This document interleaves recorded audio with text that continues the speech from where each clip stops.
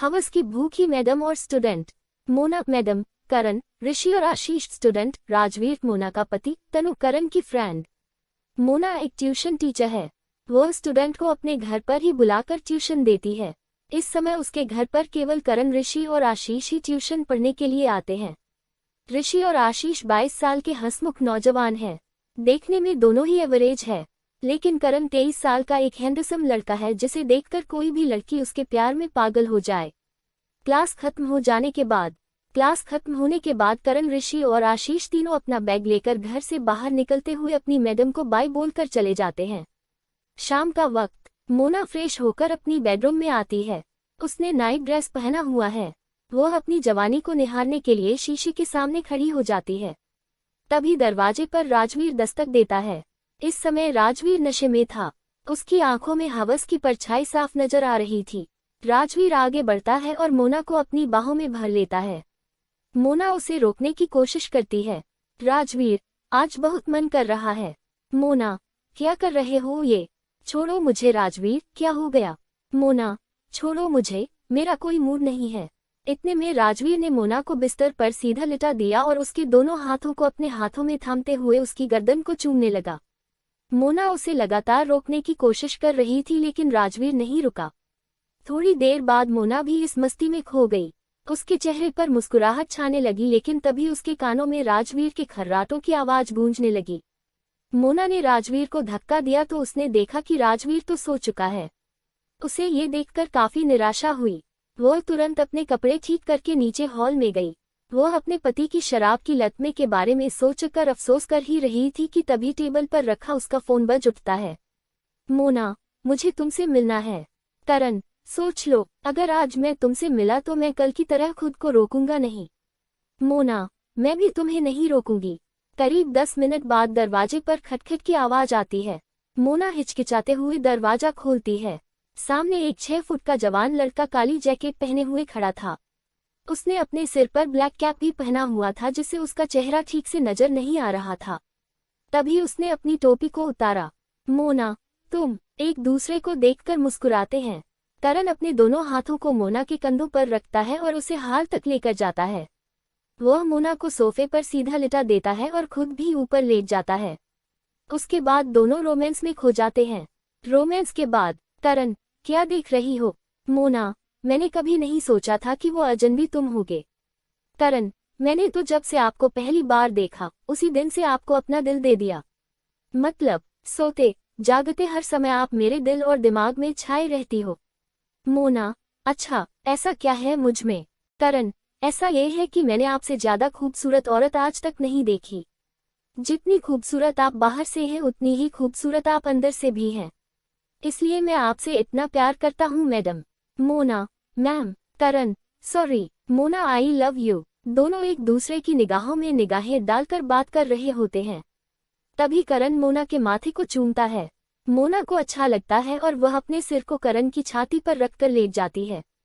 अगले दिन tuition class शुरू हो चुकी है। करण, ऋषि और आशीष तीनों अपने नोट्स तैयार करने में लगे हुए हैं। तभी मोना करण के पास जाती है और उसके हाथ से कलम छीन लेती है। करण नटखट अंदाज में अपनी कलम को वापस लेने के लिए मोना के हाथ पर हाथ फेरने लगता है। ऋषि और आशीष भी यह सब देख रहे होते हैं। ये देखकर वे दोनों काफी कंफ्यूज हो जाते हैं। मोना अपने दूसरे हाथ से करण के कंधों को सहलाने लगती है। इतने में ट्यूशन क्लास बंद करने का समय हो जाता है और तीनों स्टूडेंट्स मोना को बाय बोलकर चले जाते हैं। मोना तीनों के जाने के बाद तुरंत दरवाजा बंद करने लगती है, लेकिन तभी करण वापसी देता है और मोना को पीछे करके खुद दरवाजा बंद करता है। उसके बाद वह मोना को अपनी बाहों में भर लेता है और उसके गोरे बदन से खेलने लगता है। वह मोना को क्लासरूम में ही टेबल पर लिटा देता है और उसके गोरे बदन को चूमने लगता है। थोड़ी देर में ही दोनों एक दूसरे में पूरी तरह खो जाते हैं। अब मोना को ये भी ख्याल नहीं रहता है कि राजवीर इस समय घर पर ही है। दूसरी तरफ राजवीर की नींद खुल जाती है। उसे बहुत जोर की प्यास लगी होती है, इसलिए वह पास रखी बोतल को उठता है और पानी पीने की कोशिश करता है, लेकिन पानी की बोतल में बिल्कुल भी पानी नहीं होता है। वह मोना को 1-2 बार आवाज भी लगता है, लेकिन मोना कोई जवाब नहीं देती। राजवीर अपनी आंखों को मसलते हुए नीचे हॉल में पहुंचता है। वह फ्रिज से पानी बोतल निकलता है और फिर गिलास से पानी पीता है। तभी क्लासरूम से मोना की जोर जोर से हंसने की आवाज आती है। राजवीर मोना की हंसी सुनकर सोच में पड़ जाता है और तुरंत क्लासरूम की ओर जाने लगता है। जैसे ही राजवीर क्लासरूम का दरवाजा खोलता है, वह देखता है कि मोना और करण एक दूसरे से लिपटे हुए हैं। तभी मोना की नज़र राजवीर पर पड़ती है और वह घबरा जाती है। करण भी एक कोने में जाकर खड़ा हो जाता है। राजवीर यह सब देखकर बहुत गुस्से में आ जाता है और वह तुरंत जाकर करण की गर्दन को पकड़ लेता है। मोना राजवीर को रोकने की बहुत कोशिश करती है। किसी तरह से करण वहां से निकल जाता है। उसके जाने के बाद राजवीर दोनों हाथों से मोना की गर्दन को दबाने लगता है। मोना, राजवीर छोड़ो मुझे। क्या कर रहे हो? राजवीर, वचलन औरत, आज मैं तुझे छोड़ूंगा नहीं। मोना, मैं भी इंसान हूँ, मेरी भी जरूरतें हैं, मेरे भी जज्बात हैं। राजवीर, आज तेरा कोई भी बहाना नहीं चलने वाला, समझी? मेरी नजरों के सामने पराए मर्द के साथ उसकी सिर्फ और सिर्फ एक सजा, मौत। मोना, मैं मर गई तो तुम्हारी शराब का पैसा कौन देगा? ये सुनते ही राजवीर मोना की गर्दन से अपना हाथ वापस ले लेता है। मोना खांसते हुए नॉर्मल होने की कोशिश करती है। मोना, राजवीर, हमारा रिश्ता तो कब का खत्म हो चुका है। अच्छा यही होगा कि तुम मुझे मेरी शर्तों पर जीने दो और जिंदगी भर में तुम्हारा खर्चा उठाती रहूंगी। बोलो, मंजूर है? राजवीर बिना कुछ कहे वहां से चला जाता है।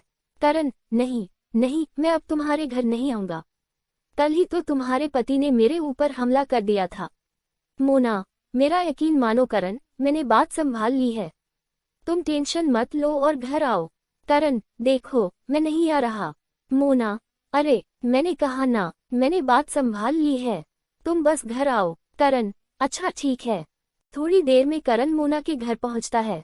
राजवीर दरवाजा खोलता है। राजवीर करण को देखकर आग बबूला हो जाता है, लेकिन तभी मोना, करण, अंदर आओ ना, क्लास कब की शुरू हो चुकी है। क्लास में पहुंच जाने के बाद, मोना, आज से एक हमें नया स्टूडेंट ज्वाइन करने वाला है। मोना, तनु, प्लीज कम तनु। मोना, ये तनु है, BNT कॉलेज में पढ़ती है। ऋषि, हाय तनु। मोना, तनु जाओ जाकर बैठो। क्लास खत्म हो जाने के बाद, तनु, क्या तुम्हारा नाम करण है? करण, हाँ। तनु, क्या तुम मुझसे अपने नोट शेयर करोगे? करण, श्योर, क्यों नहीं, कौन से चाहिए आपको? तनु, फिजिक्स के। करण, ये ले। तनु, थैंक यू। जैसा कि तुम जानते हो कि मैंने ये कोचिंग अभी अभी ज्वाइन करा है, तो मुझे सब्जेक्ट से थोड़ी कंफ्यूजन है। क्या तुम मुझे गाइड करोगे? करण, हाँ, क्यों नहीं, यही पास में एक पार्क में चलते हैं। तनु, अच्छा सुनो, एक बात पूछूं तुमसे? करण, हाँ पूछो। तनु, सच बताओगे ना, क्या तुम्हारी कोई गर्लफ्रेंड है? करण, नहीं। तनु, तब तो ठीक है। करण, अब चलें। दोनों मुस्कुराते हुए पार्क की ओर निकल जाते हैं। दोस्तों, अगर हमारी वीडियो आप लोगों को पसंद आई है तो प्लीज़ लाइक सब्सक्राइब करना ना भूलें। धन्यवाद।